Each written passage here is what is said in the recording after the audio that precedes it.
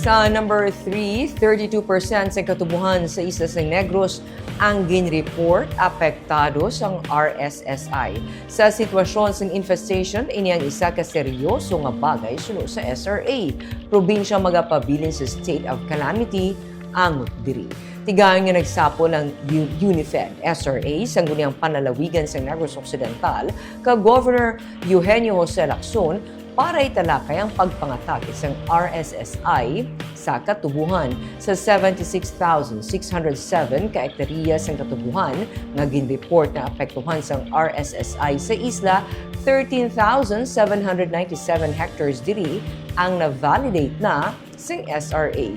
12,332 hectares naman sa 13,797 nga area nga na-validate na ang gikan sa Negros Occidental.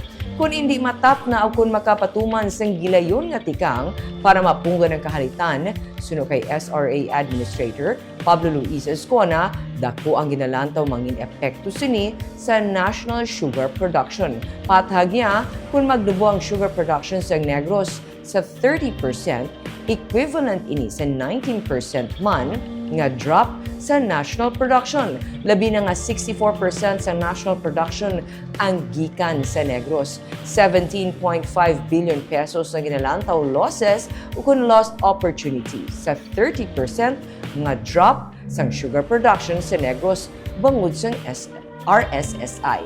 Ginsili ni Governor Lacson nga bukas siya nga magpakigsapol kay Governor Manuel Sagarbaria sa Negros Oriental kung kinahanglan para sa problema sa RSSI. Sa 2025, napaidalom sa state of calamity ang probinsya bangod sa RSSI upod na sa pag-igo sa bagyo. Sunod kay Lacson, iklaro niya sa provincial legal kung sarang ini nga magpabilin o kung dapat nga mag-declare liwat.